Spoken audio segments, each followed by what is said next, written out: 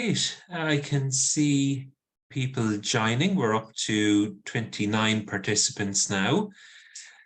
And just give people another moment or two to join us. It's just 1700 or 5 p.m. here in Dublin, Ireland.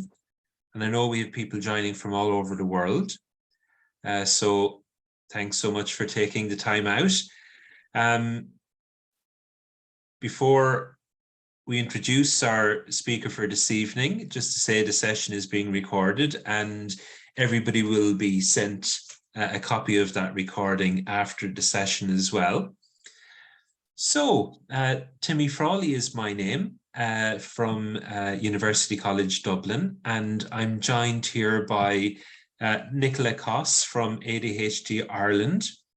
And of course, our speaker for this evening, very, very pleased to welcome our speaker, who is Professor Sue Johnston Wilder. And Sue is an associate professor of mathematics education at the University of Warwick in the United Kingdom. Sue spent the earlier part of her career seeking to make mathematics as interesting as possible through applications, technology, and history in curriculum and teacher development. In 2008, she began focusing on the prevalent hidden barrier of maths anxiety. Well, clearly, she developed the construct mathematical resilience and is co-founder of the International Mathematical Resilience Network. She has developed courses and interventions for teachers, coaches, maths anxious adults and learners. So I was just saying actually before we started that to talk about maths in particular in the context of neurodivergence, I feel is really important, because I believe it's an area that perhaps doesn't get as much focus as it really merits. So without further ado, I'll hand over to Sue, and please, of course, do put your questions into the chat and we'll try to get to as many as we can. Thank you, Sue. Thank you, Timmy. So, I haven't got screen sharing ability, so I need the host to allow me to share my screen. No problem. We'll just set that up now. Thank you. And good evening, everybody, or good morning if you're signing in from the further around the world. Right. So I wonder, do you see the now I can green now share screen? Brilliant. Yes, thank you very much. So can you now see my screen? Yeah, yes, indeed. Great. So, and if you want, you can just go to the presenter mode. Right. So what I need to do is lose the black bar at the top before I do that somehow. There we go. File.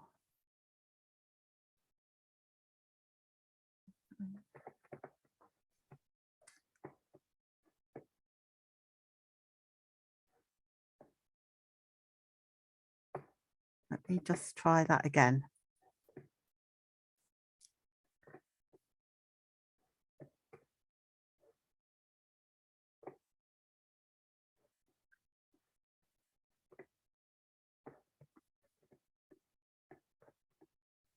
Yeah, we can see your slides now. So what's happening is that the black bar has gone to the top, so I can't access the presenter mode. So it's not that I don't know what I'm trying to do. No, I don't know if it's me or the. So let me try that again. That's no problem. I mean, if you want, Sue, just down at the bottom right of your screen, you might see something that looks like a wine glass.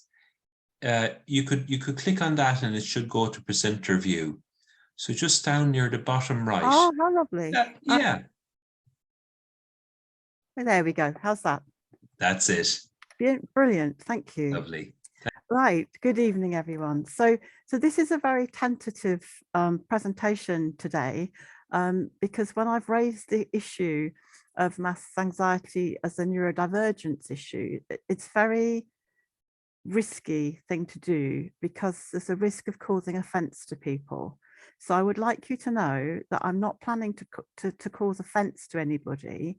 And I want to create what we might call a brave space where we're prepared to raise some ideas, feel a little bit challenged, and try not to feel threatened, but please feel free to put questions in the chat, and let's explore this issue with great honesty and integrity. So the title I gave the organisers was Maths Anxiety is a Consequence of Neurodivergence. And I want to introduce first, before we start, a spectrum that you may already all know about, but it may be new to some people, so I'd like to explain it. And this is a spectrum that's been suggested by Baron Cohen in Cambridge to look at the difficulties that some autistic people have with human life. And if we think of ourselves as all being on a human being spectrum, the thing with empathizing and systemizing is that we all have some of it, but some of us have developed more of one, and some of us develop more of the other, and some of us have developed a bit of each. So empathizing is the drive to identify another person's perspective and emotions and generate appropriate socio-emotional response. And some young people are very, very good at that naturally, and others need to learn how to do it. And equivalently, systemizing is the tendency to analyze and explore systems and extract underlying rules. And some young people, they find that very easy, it comes naturally. Typically, they might be labeled autistic children, and that comes naturally, and it's the empathizing that they might need to do some more work on. So these skills both start to develop in early childhood. And my main message is one of growth, that wherever we're at currently, we can all learn some more of either the empathizing or the systemizing skills. So they can be learned, but they come naturally early on to some. I hope that helps us feel all included wherever we start from today on the human being spectrum. Personally, I come in as an autist. I've been diagnosed with autism. And so when I was young, for me, the school maths came much more easily, and the empathizing came much later, and I had to learn and I had to develop in different ways and try and get that. And I'm still weaker at empathizing, but it's coming along nicely. And there's a paper I'd love to share with you afterwards, written by Escobar and colleagues, which summarizes this beautifully in more detail than I can do in the 20 minutes I've got today. So early elementary school is a period of rapid development in mathematical skills and social skills early on, and children show very great differences in their development of the systemizing and empathizing and the mathematical skills. And this particular paper looks at the relationship between empathizing, systemizing, and maths achievement. So you might put a young child in a box when they're very young and say, oh, they're very good at maths. Another child you might put in a box and say, oh, they're very good at English. And another child you might put it in a box and say they're very good at both. And another child you might say not very good at any of them. The point is that if we maintain as a culture a growth mindset which seeks out barriers that are hidden to any of these youngsters' ability developments, all these young people can develop those skills in empathizing and those skills in systemizing, including mathematics. But the problem is that we start stereotyping very young. So what Escobar and their colleagues found was a negative association between those youngsters who start out naturally empathizing and their calculation ability. And they discovered that this was more pronounced in girls, and that the skills in picking up social cues may result in poorer mathematics achievement. And what we found in other studies is that young people with a more natural tendency to empathize, or to have in Myers-Briggs, a feeling preference over a thinking preference, are more likely to develop maths anxiety. And part of that is around picking up those cues from the adults around them. And we've known from the 70s that a lot of primary school teachers have maths anxiety. A lot of them are female. A lot of them are put in that box of late maths developer, not so good at maths. And they have maths anxiety. And it was recommended back in the 70s that these young people, the teachers should be given a course of the kind that I've developed recently, and it was ignored at the time. So the very empathetic young, typically females, might be more likely to acquire the maths anxiety than the lads. And what happens is that typically the lads, typically those who are more skilled in systemizing and less skilled in empathizing, go on to specialize in mathematics, and that's the pool from which we draw the mathematics teachers. So if I get a bunch of trainee maths teachers in front of me, there's going to be typically a more than average collection of the more systemizing young people who haven't yet developed their empathizing skills, unless compared with the wide range of teachers, less of the empathizing skills that you actually need for most people to create the safety of a maths learning environment. Am I doing okay so far, Nicola, with the comments? Thank you. So another paper that came out in 2019, their results, and again, I'm happy to share that with anybody who asks me for a copy, suggests that the tendency to empathize is associated with worse maths performance in childhood. As you get older, those women who are drawn to teaching, who have more empathy, if they learn what I'm going to call resilience, they become able to tackle mathematics because they want to teach, or because they see the value of it. They want to go nursing, they want to go into police. And so their empathy might become a protective factor as they progress through their mathematics education. And what I've done in my work, I started out with a study that was done in 2003 by Nadia and Stewart, and they looked at all the people who wanted to leave maths behind when they were 16. And the way those youngsters described mathematics was as tedious, rote, isolated, elitist, and depersonalized. So that became tired. I showed their paper to a young man with autism who wanted to go into maths teaching.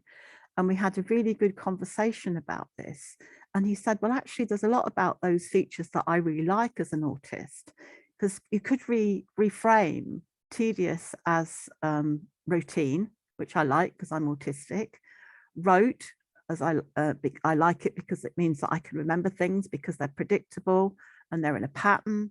Isolated because it means I don't have to work with other people and I find social communication much harder than other people do. Elitist because I'm struggling with everything else. It's nice that there's something I can be good at. And depersonalized because I find context confusing. And so what I need to learn to do in my work is not use these initials as pejoratives, but to explain that they come from a certain kind of part of the human spectrum, that there are some people who really like school maths to be like that, and they're succeeding at it. And so we've changed the acronym to TRIED.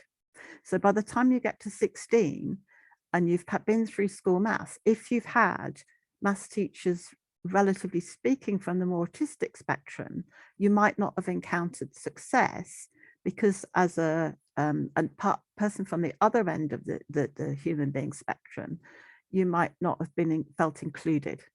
So for those young people, we need to try something different when they come to GCSE resits.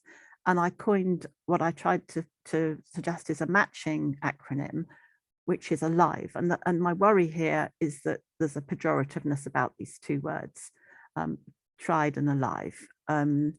But ALIVE stands for accessible. So if you imagine anybody with maths anxiety, you'd want to start from where they were, not what they should know.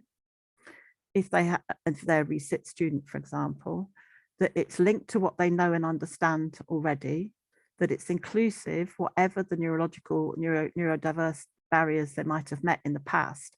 And the problem with that is that they've been adverse experiences and caused harm, that the maths is experienced as valuable to them rather than just be learning it because it's elitist and maths is a gatekeeper, and if you don't know Pythagoras you're not clever, and all that sort of argument that goes on in maths cultures, and that it's engaging. And so we need the pedagogy of a resit class, and also indeed for younger students, for about a third of the population, we need the pedagogy for maths to be different. So I've got a nice simple model that I think of about the whole human being spectrum that the middle third can cope with most things.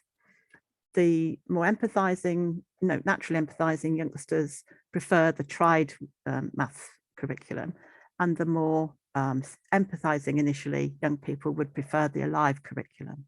And somehow we've got to present the maths so that it's inclusive to the whole range of the human being spectrum. Okay, so far? Great. So now if I've sown that seed, if we look at maths anxiety as a phenomenon in the world around us, I would suggest that in any group, including this group potentially of people gathered, about a third would have maths anxiety, to the extent that, for example, when I said to a therapist, she said, "What do you do?" I said, "I work with maths teachers," and she went like that. She was protecting herself from the idea of maths. And some of my adults that I've worked with have called it the maths monster. That experience of being left behind, humiliated, excluded, etc. Those are very powerful experiences, some of them from when you were 10 or 14 years old, that mean that when Rishi Sunak stands up and says in England, everybody from 16 to 18 has to study maths, the general reaction of a third of the population is sheer panic. Because he hasn't said we need to do this recovery process first, which doesn't take very long, but does have to be significant. So that data came from a school in England, but the same issues are true in Ireland, and there's now an Irish branch of the Maths Resilience Network that's going to be setting up some work in Cork and in Dublin in March and in June. And there's data like that from other countries all around the world. This is a global problem. So we know, I think, that the young learners, however neurodiverse they are, whatever part of the human being spectrum they're from, they start out naturally curious, and fear is learned. And fear is learned by adverse reactions from the adults and the people around them.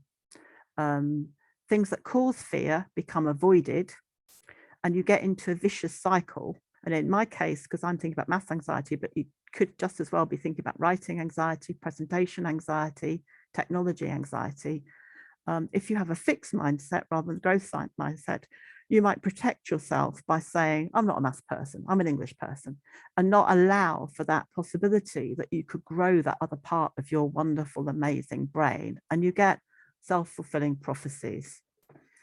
So you may know this already, but because we're talking about anxiety, if I share it, so we've got a shared basis of discussion for the next part of the seminar, your brain is constantly trying to distinguish challenge from threat. And in fact, the brain doesn't distinguish between physical and social threats. So if you're a monkey and you get left behind from the troop, or if you get shouted at or you get humiliated, that might be a risk to your survival, because you need to be in the group in order to survive. And so that primitive part of the brain that's trying to keep you safe is worried about the social situation as well as the physical situation. And that social, that safeguard, the emergency part of the brain, call it, some people call it the lizard brain, is very good at remembering previous threats.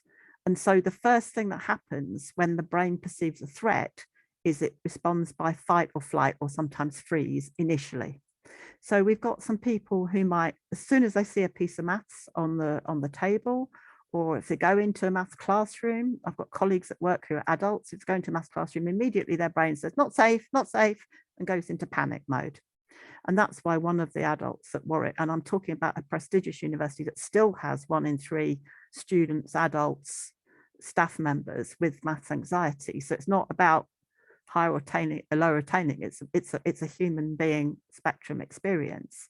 That these are people who need to know how that they're not stupid, they're panicking, and that they can do the maths if they can overcome that initial threat that reminds their lizard brain of some of the things that happened when they were younger.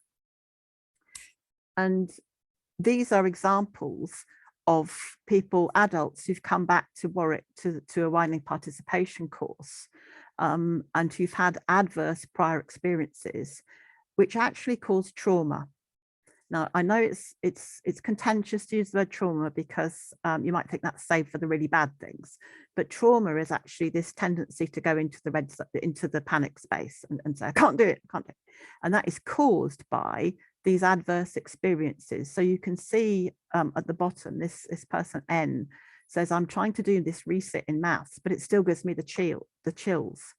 And I'm too frightened of saying I don't get it. I need to know basically that if I'm going to confront maths as an adult or as a learner, because of my bad prior experiences, I need to know it's going to be safe. And the kind of reactions that you get, and again, this is from a course, which tell you that you're in that panic space, the threat space. Your heart races, your mind goes blank, and you feel stupid, your hands go sweaty, you feel overwhelmed, you feel ashamed, or you feel angry. And this happens to students and it happens to adults. And what we've got from Dan Siegel, who is a neuroscientist, is a lovely model of the hand that we can use to explain this to people. And so part of the work I do when I run these courses and I run these interventions is to introduce the idea of the hand model of the brain. So you can see in this model, on the left, you've got the thumb representing the lizard brain, or the amygdala and the hippocampus, to use technical terms, which is the alarm system in the brain of all animals. It's been going for 100 million years, and it's in the brains of crocodiles. And then you've got the more sophisticated part of the brain that we have as mammals and humans, which is represented by the fingers. And when the brain is all tucked in together and functioning in a normal way, these bits are all in contact with each other and the signals go through between all of them. So the prefrontal cortex might get an alarm message if there's a loud noise, and it will say, don't worry, that's just a bang, or that's just a plane going over, and it kind of gets on with the maths, and the maths is done in the fingernails, if you will. Whereas if the alarm system goes off, effectively this part of the brain goes offline, and that's what Dan Siegel's model shows you. And so what it's saying is, look, you're not stupid, you're panicking, your frontal cortex has gone offline.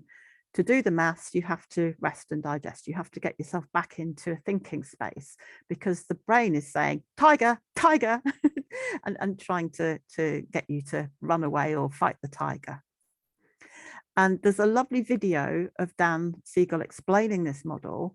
And again, I can send through Timmy and Nicola. I've made a kitchen version of the video to explain to people why they might feel stupid in the face of mathematics if they've had adverse prior experiences. And then we introduce the people we're talking with to the growth zone model. And it's common sense, this model, but on the other hand, it's a way of people in a classroom and in one-to-one coaching communicating very slickly and efficiently. So we all know we have a comfort zone, and we know the term stepping out of the comfort zone. Outside the comfort zone, you've got that growth space, or that brave zone, as some people call it, or the challenge space, which makes you feel a bit nervous. But then if you go too far or too fast, I'm reading a lovely book at the moment called My Grandmother's Hands, which talks about this in the context of racism and police shootings in America. If you go too far, too fast, and the brain's not happy, it goes into that red space where the brain goes offline and the brain tries to save your life. And so a lot of youngsters go through secondary mathematics feeling they just haven't heard anything, and they come out not being able to do what we call basic mathematics because they haven't been able to attend, because they haven't felt safe in their lessons. And so what we need to, and this applies to any learner with neurodiversity, that they might go more quickly into their red zone because they're not achieving what's expected and they're getting humiliated by the adults around them. So we need to accept the feeling of stupidity in the red zone is temporary. I've got a wonderful brain, even if it's neurodiverse, it does what it does it brilliantly. I need to be able to get out of the red zone, and I need to build experience of being in and extending my growth zone, my orange zone. And once you learn how to get out of the red zone, if it's triggered by any circumstance, which it will be because our system is designed to keep us safe and keep us learning, But if you know that you can get out of it once you're in it, you're more prepared. Somebody's raised a hand. Do we want to deal with that now, Nicola? Do you want, we can do. It feels more urgent than a chat. Well, yeah. I'm watching the chat. I'm watching and I'm writing. Yes. Oh, yeah. Oh, it's gone again. Are we all right? Yeah, please feel free to ask urgent questions now, or let's discuss it at the end. It's just a question, will the recording be sent? Yes, it will. Yes, Yeah. Yes, thank you, Timmy. So these are processes of getting out of the red zone, calming your brain down and getting back to being able to function on whatever it is you're being asked to do that involves your brain and not your body. And the Grandmother's Handbook is very clear about, for example, when the cops are shooting, and they shouldn't have done, my body did the shooting, not my brain. And there's all sorts of fascinating work around this, but it's all based in adverse prior experiences and being traumatized and trying to avoid those situations in the future. So whatever trauma our young people who are neurodiverse have experienced, they need to be able to soothe themselves, if you like, to get out of the red zone. And there's a lovely book called The Relaxation Response, which was written by Herbert Benson after he'd spent 25 years trying to bring mindfulness into Western education and Western thinking. So basically, your vagal nerve can either fight or flight or flee, or it can trigger rest and digest. And you can learn to overwrite that and switch the alarm off. And you can either do it by 5-7 type breathing, in other words, longer breathing out than breathing in. And I know people who've used that in quite difficult situations. It's definitely taught to divers so that they reduce the amount of oxygen that they use when they get into trouble and don't use up the oxygen. But it can also be used when you're going through a difficult medical procedure or whenever time you're panicking. But if not, you can use micro mindfulness techniques in the lesson and then go and do more mindfulness outside the lesson. You can just listen to 5 things you can hear. You can hand a red card to the teacher and say you need to go to special needs or whatever it is to get out of the lesson in the moment. But whatever you do, you don't try and do anything that involves complex cognitive thinking like mathematics, when your brain has got this tiger in its mind and is trying to save your life, because it won't work. And we can also build the youngster's experience of the orange zone. And obviously the techniques for that depend on the kind of neurodiversity, but the learners can learn, for example, to use rough work. And actually, we've almost forgotten in England, I don't know if the same is true in Ireland, to give the learners a rough space to try things out. And so when we do work with the teacher group, sometimes they go back and give the youngsters paper tablecloths to scribble on, or a rough notebook or something like that.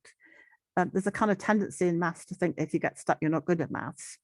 But actually, we do need to get stuck in order to get into that orange zone and have a go. We're going to get times when we get stuck. So we have to learn how to get stuck. We have to learn how to persevere. We have to learn resources for how to ask questions. And obviously some youngsters, the one I spoke about this morning was an ASD youngster. They stopped being confident to ask questions in a lesson. And if you can't ask questions, you can't learn as effectively. So we need to find ways of all our neurodiverse youngsters being able to ask questions and to know that it's safe to do so, or to find a place where it's safe to do so, otherwise they won't progress well. Another model I've found helpful working with the teachers, which is the 4th one in the kit, if you will, is this ladder model. And so we're saying on the right, maths is difficult, it's elitist, you can't do it, tough, you're not a maths person. Because this person has been working with a teacher who hasn't recognized that the child or the learner needs those extra rungs to understand what they're doing. And on the left, you've got the same goal, but the teacher's put some rungs in for the learner, and the learner's been able to get all the way up to that same height of achievement. So just because you're a slower learner or a learner that needs more rungs doesn't mean you're not going to get to the same level of attainment, provided those rungs are put in place. And so one of the resilient things a young person can do, if they're feeling safe enough, is to say, sir, I need another rung, or miss. And so that's ways of communicating that I'm protecting myself in this situation. I know that my brain's capable of growing more maths. If you're not giving me the growth zone to do it. If you're humiliating me, if you're not giving me the rungs, then I need to go somewhere else for my maths lessons, to be blunt. And so what I'm trying to do is build a shared language. Now, I'm going to call it mathematical safeguarding, but all our neurodiverse children need safeguarding in different ways, in different subjects that they find more difficult because they're more presented visually, they're more presented sitting still, whatever the reason is for the difficulty. What's interesting is when I introduce these tools in courses, if you're in the red zone, the teacher has to stop talking because the learner needs to self-soothe and get out of that red zone. And quite a lot of times, the teacher keeps expecting the learner to do something because they've got to fit in and they've got to, but the child has communicated they're in their red, or the adult learner has communicated they're in the red zone. We've got to learn that the child communicating that they can't think at the moment, come back when I've calmed myself down, or do I need to go for a walk? So some teachers have developed a plan of having 3 cards on the table with different colors, or a copy with a coin to indicate where the learner is and what they're experiencing, because you're managing classes of 30, or with my African colleagues, classes of 60. And somehow you want to speed up that communication about what zone are you in, so the teacher or the teaching and support person knows what they can do to support that young learner who has difficulties. And I've seen lots of contexts outside math anxiety where anxiety is more generic, where this kind of communication would really help. The other thing I've learned is that you might teach kids about self-regulation, and these different zones are part of a learning program that's being introduced more generally in primary schools. But if you don't introduce it in the math specific context, because we have a culturally fixed mindset around the world that you're either good at maths or you aren't, you need to somehow break that social context down and say, actually, I know you're getting that message, but it's not the case. It's because we've had some bad practices in teaching, or we've had some uninclusive practices in teaching. And maybe we've had some teachers who haven't had enough empathy, or maybe we've had teachers who've got maths anxiety. And we know that those are both prevalent around the world. And in order to learn how to recognize these zones, because some people feel as soon as they've got outside their green zone that they're in red, you need to teach the children to understand when is it orange and when is it red. And that's another topic that we could go into that might come up in questions. Thank you very much. I hope that was about right for timing, was it, Timmy? Yes, indeed. Yes, indeed, Sue. That was spot on. 17:34. So we've got 20 minutes for questions, and actually, I have a few questions written down just as you were speaking, but we'll perhaps start off with the people in the audience. So, and there's a number of people just saying thank you, and I think some people reporting that they're feeling validated and heard, I think, in relation to this topic. So we'll come to some of the comments, and I'll perhaps field the first one here, and then maybe Nicola. I see a question from Mary. Sue, you seem to be focusing on younger people. Is there any evidence regarding adults? I'm 56. I'm fairly certain I've mild ADHD. I'm in uni for the 4th time, now studying science. If I had no idea about maths anxiety, I'd never have gotten back to uni. So any evidence in the case of adults? So some of the courses we've developed are for adults. We know that 1 in 3 adults is likely to have maths anxiety, whether they're a parent of a child that's struggling at school, or whether they're trying to go back to further study. I've got a lovely study I can send Mary and others with a teacher colleague who's working with a group of adult returners and using these tools. And they thought it was a bit weird at first, why we're doing psychology in a maths lesson, but they really became to appreciate the tools and they flourished. I've got the coaching for maths resilience course where people learn to self and peer coach to use these tools to calm down and get out of that red zone and then find the spaces and resources they need to do the maths safely and to be accepted and included and not judged. And I've got a course called Maths with Chocolate, which I did with the staff at Warwick, because as I said to you, we've done a survey and a third of the staff, particularly in somewhere like social studies or humanities, if you come across anyone who's got panic around statistics, that's rooted in anxiety, yeah? And so they tend to avoid it and say, we don't need it. But the answer is any adult, and if you read Dan Siegel's book, Mindsight, he deals, in terms of neurogrowth, he deals with somebody in his 90s. So it's never too late to learn to overcome any harm you've experienced in the past and grow a new set of skills. I hope that helps, Mary. Thanks, Sue and Nicola. Yeah, there's a lot of appreciation here, Sue, absolutely, and a lot of people find it very, very interesting. Sue, I have Linda here, who's saying she had a bad panic attack at a maths exam at Christmas, found out last week that she failed, and has to resit. She's currently first year science and considering dropping out. She's terrified. She's terrified of resitting the maths. She's taken meds for general anxiety, but this isn't helping regarding the maths anxiety. Okay. Seems like we need your courses, full stop, Sue, now. I think that's what it well, is. We're also teaching people to do one-to-one. Sorry, Nicola. I just said, drop into us in ADHD Ireland. I said, we'll have a lot of people looking for these courses. Well, I have a professor in Brazil who's a psychologist who I've worked with a teacher in Brazil. She's contacted him and told him what I've been doing. She tried the ideas in class. He's a specialist on intense one-to-one interventions for the very extreme cases. And what we're working on is the class side interventions, which are one-to-one or group, but that you can do if you're a maths-informed, anxiety-informed practitioner in school. And Telma is coming over, funded by the Brazilian government, to stay with me for 6 months and learn how we do it. So if anybody wants a course or any one-to-one intervention, now's the time to ask me. We're just getting the ethical approval through, because obviously these will be courses where we want to gather the evidence of the impact. But to people like, I've forgotten the name that you mentioned of the young lady who's in uni. Yeah. Linda. She's welcome to ask for one-to-one intervention. And obviously it would be easier for me if she's prepared to write up about it afterwards. What I will say to the people I've worked with at university who've been trying to study maths unexpectedly or even want to go overcome their adversity is it may be that the bad experiences are so bad that you might need to sort of pause your studies to address it and come back later.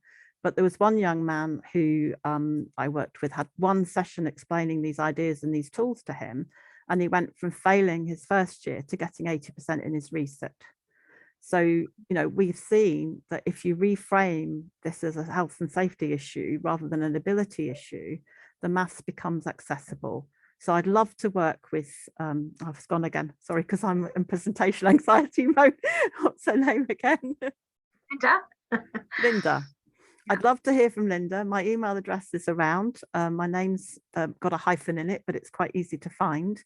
So you can drop me an email at work or through LinkedIn, and I will chat with you. I'll run some interventions with you. You can either be part of the study or you can just do it. You know, I'm desperate to get you back in because we're so short of female scientists. It's like, please keep going. And the Maths Resilience Network that we've set up around the world, at the moment, we've got branches in England, Ireland, Turkey, South Africa and Brazil, but we're hoping to grow it because we've got interest from other parts of the world like Kenya and South Africa.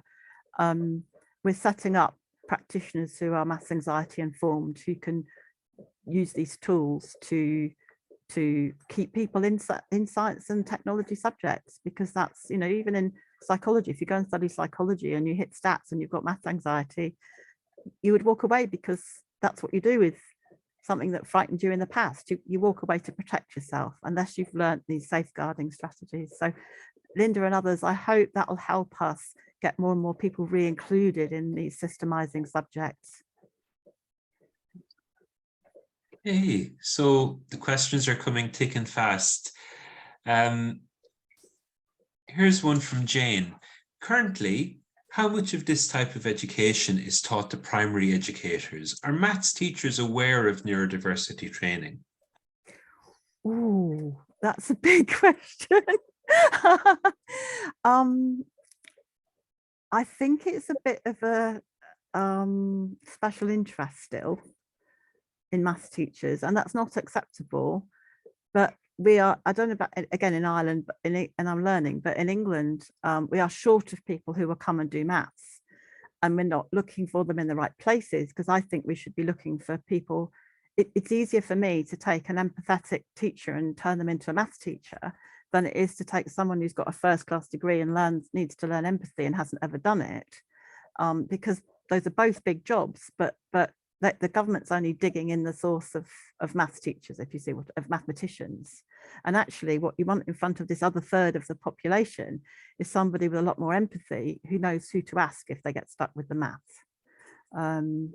So I mean, that's a bit simplistic, but that's the gist. So in reality, are enough people, I'm doing my best. There's an organisation in England called the Maths Anxiety Trust that's trying to raise awareness about maths anxiety, which was set up by Shirley Conran. There's people working on maths anxiety that have been for 50 years.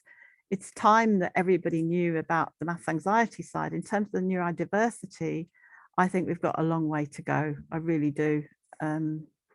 Yeah, but that doesn't mean we're not going to get there. As you say, the inspiration from Herbert Benson's book is that he writes it after he's been pressing about mindfulness for 25 years to change the system. And now look, we've got mindfulness in schools. So we're on a journey, and enough of us are in there together. We can, if there were 100 of us, we could lift a London bus. You know, we can do this, but we need to carry on sharing the messages between colleagues who understand neurodiversity. Just that, you know, in Warwick, in my faculty, we're setting up training for staff on neurodiverse students. And that's the first time it's happened, because we've been focusing on the racism, the sexism, the gender issues, and now it's time for neurodiversity, but it's about time too, in my view, because they affect, in terms of hidden barriers to learning, it affects 22% of the population when you add us all together. Okay, thank you, Sue. I have one here, Timmy, if you want. Victoria here from Switzerland. Great technique, she's saying. However, children with ADHD who are not interested in math, I'd agree here, not enough dopamine gratification from the math-related activities, if they don't like it, should they still be pushed or encouraged with their efforts? And those from the teachers developing, or should they be pushed into developing other activities that they'd be more interested in and better at? So you've given me a challenge now. If I take a typical child with ADHD, of which my son is one, okay, could I engage him in mathematics? And my suggestion is we can find a pedagogy that includes, it's not maths that's wrong. Maths is accessible to everybody. It's the way it's taught. And so I can find engaging activities that would include a youngster with ADHD and that they would be able to have a go at, but it wouldn't be the kind of maths that we typically see in school. It would involve apparatus, it would involve puzzles, because you and I know that some kids with ADHD, well, typically they don't concentrate until they're interested, and then they hyper concentrate. So once you get their interest, you're off. And we went into, for example, a school in Milton Keynes. This is before I started this work. And they said, oh, the kids won't ever concentrate. They're all potential prison kids and they're absolute nightmare. And we took Lego robot kits in with us, which is quite mathematical. You can do maths with them. And the kids didn't want to stop after an hour. And the teachers never seen these young children concentrating for so long. Now, whether they weren't concentrating because they had ADHD or because they had trauma, that's not my point. My point is, if you find the right activity, you can include others. And I've got a colleague who's still doing maths through robots, but I've moved on. So I think that the youngsters with ADHD shouldn't be excluded from mathematics, because without mathematics, you have lower earning power, you have less chance to be part of the democratic society. But I do think that there are some subjects that need to be taught much more inclusively. Does that answer the question? Yeah. So I hope so. Okay, and the next question, I think we'll need more time and perhaps a glass of water, Sue. So many questions coming for you. So Damien, fantastic presentation. How has the perseverance in math settings improved with applying your principles? Oh, that's a big question. Wow. Okay, the easiest way to answer it, I think, is to so part of the growth model is that in that orange zone you need a growth mindset.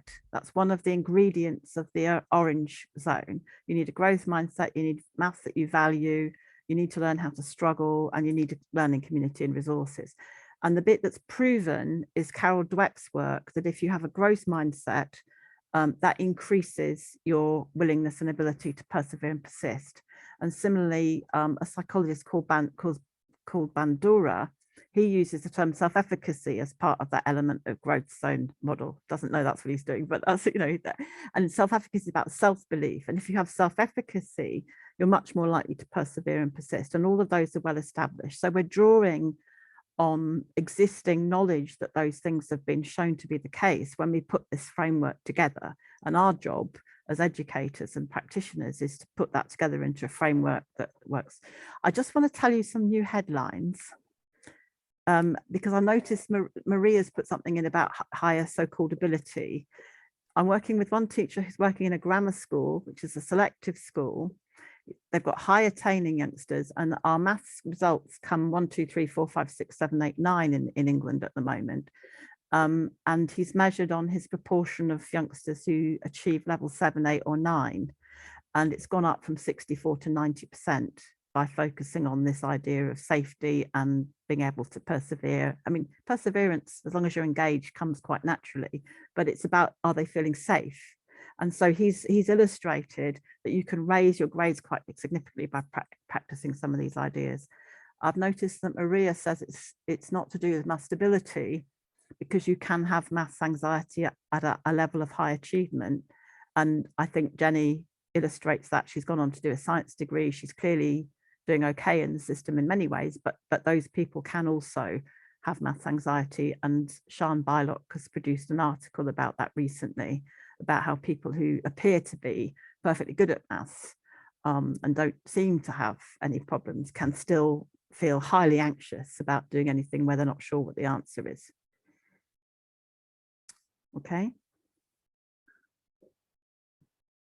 Lots of people here, yeah, really appreciative again. Now, one thing I've written down 3 times and I still haven't said it or asked. Sue, can you pass on to Timmy there any of the papers that you've mentioned, because there's a lot of interest in those papers. 2 papers, especially the PowerPoint. I see yeah. a request for the PowerPoint, and anything else you can see is being asked for, Nicola? Not at the moment, but one thing that is Joanne was saying she's a teacher and there's no kind of training for that, and I can double that up by saying there's no neurodiversity training in schools either, and that's what we're doing as schools accreditation program, trying to get as much about neurodiversity and ADHD and the awareness, catch the red flags early, help us with anxiety. But I think it's a massive area, and everyone else is agreeing here. So there's another paper I could include with the papers, one which I've written with Talma.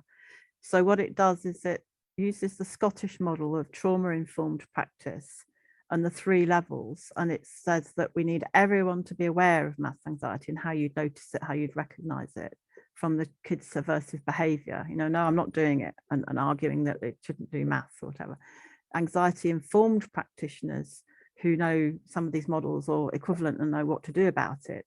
And then a 3rd level of maths anxiety specialists that you can refer to people like João, who's the psychologist, who does an 18-hour one-to-one intervention with the child, the parent, and the teacher. That's for young people again. Whereas with adults, I think the one-to-one intervention we've developed is actually good for most adults, but there are a couple of adults who haven't managed to get in a room with me because they're so traumatized by mathematics, but mostly the tools work for them as well. Okay. Another question here, this time from an anonymous attendee. Any advice for teaching ADHD or ASD preteens multi-step problem maths?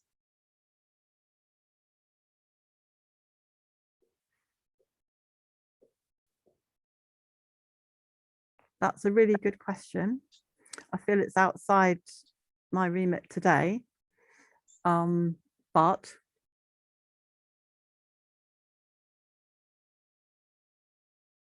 Here comes the new course. yeah.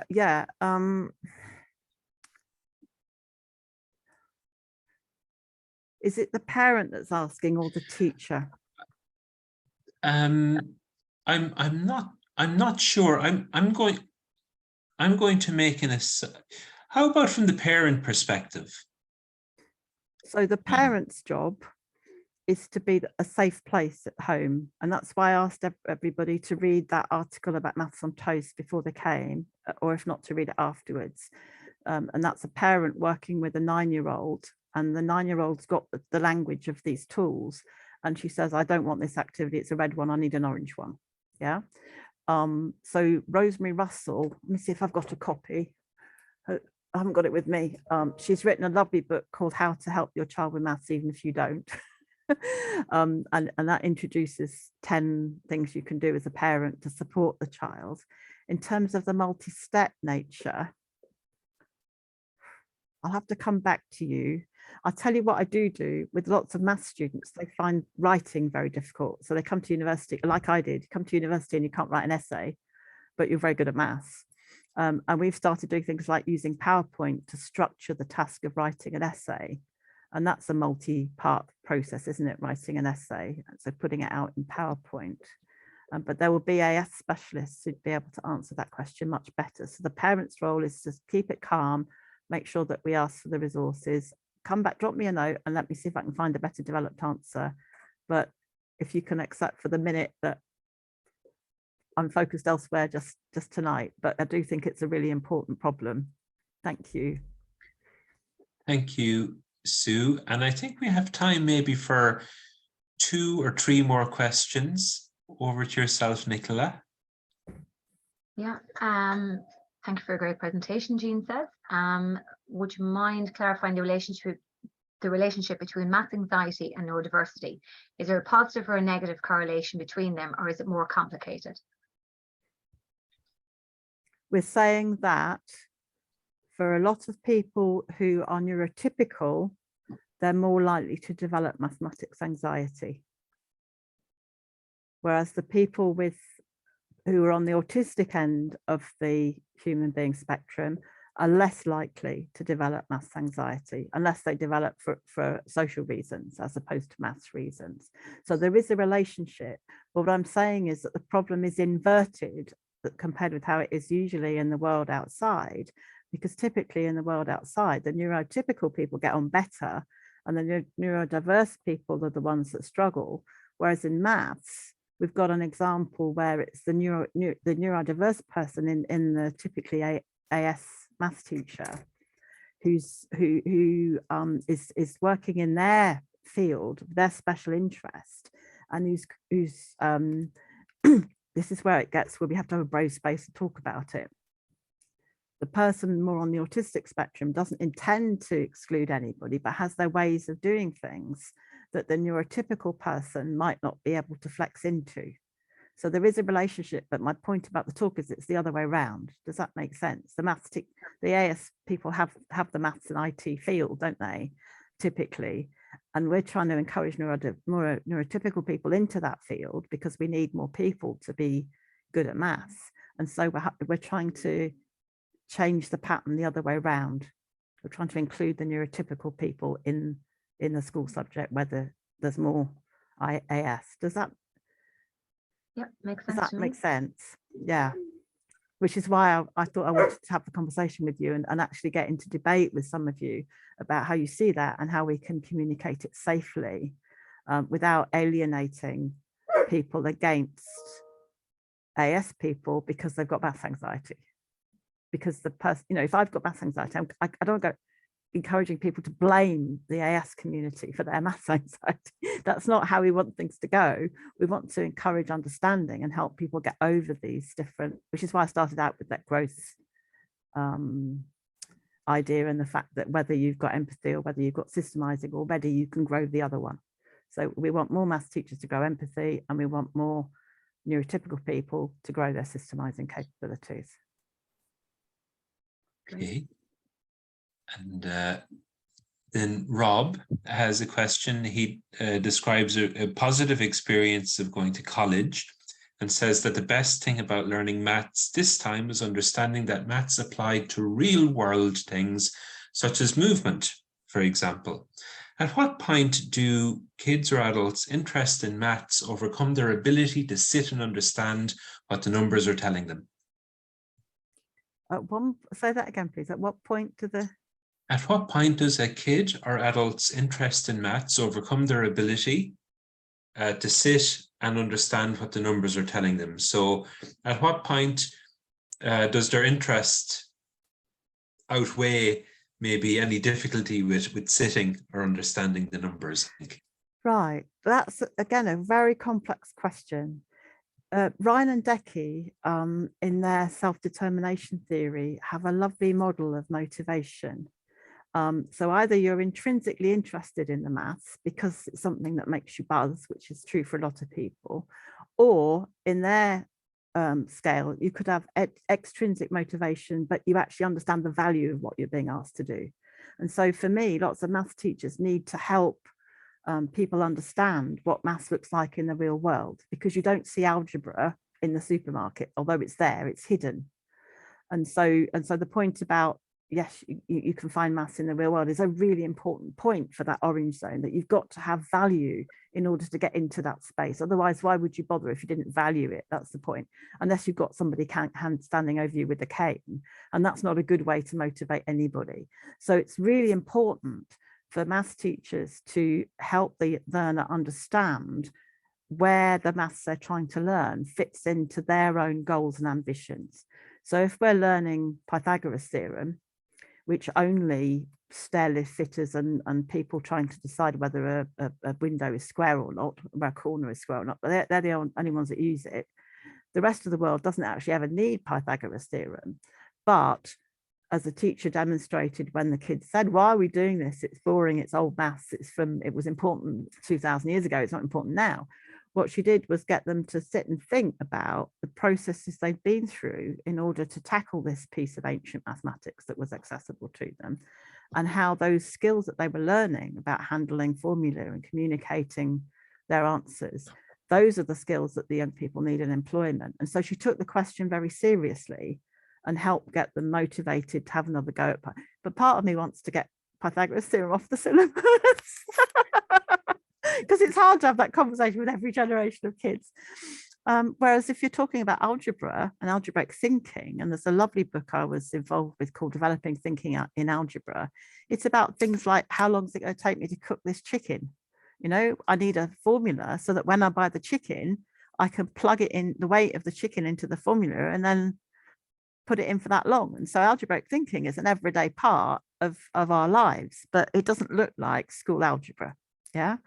But I've got another study where a young lady tried in Kenya. She was working with a group of year 7s that were less able, according to the teachers, than the previous cohort.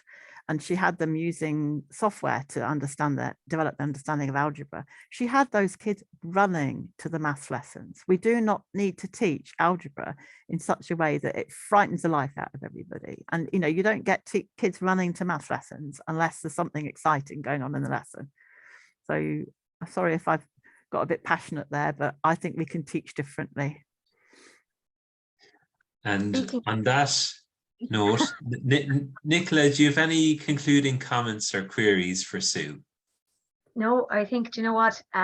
Everyone is really getting what you're talking about. It's a whole new subject for a lot of people, but it's a very relatable subject for a lot of people. And I think you're after hitting the nail on the head, but we need you here in Ireland, let alone the UK. We need as much help as we can in primary and secondary and colleges.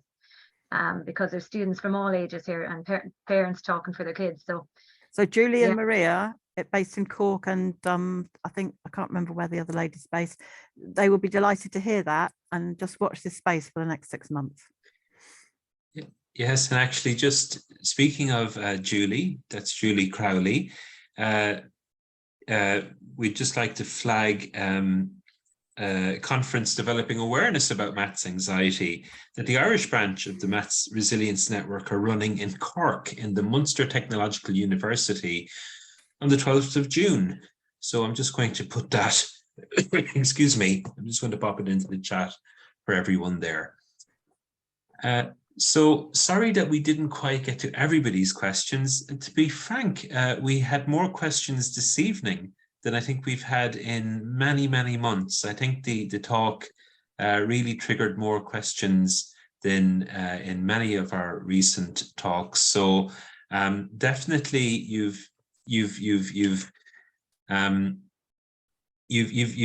struck a nerve and a topic that really resonates, I think, with a lot of people. So a big thank you, Sue. Just to say again, to get a little reminder in that for everybody here, we will be sending you not only the recording, but also a number of really helpful resources which Sue will send on to us. It might take us a few days to get that to you, but certainly in terms of our speakers, I think, Sue, your knowledge of the researchers, the evidence base, and your ability to reference some of those theorists really is second to none, I think. So thank you for joining us from the University of Warwick to share. I think you mentioned 2003 and perhaps even longer before that, but certainly nearly 20 years, I would say, of work. Just to briefly flag our February session, that's the 23rd of February, we've Professor Nathan Hughes from University of Sheffield, Ensuring Rights to Justice for Children Affected, excuse me, for children affected by neurodisability. I am sorry, touch of asthma. So thank you again, Sue. Thank you to Nicola from ADHD Ireland, and of course, to everybody for joining us this evening. I hope you enjoyed it. Thanks all. Thank you. Thank you, Sue. We'll be in touch. Thanks, Nicola. Bye, guys. Bye-bye for now.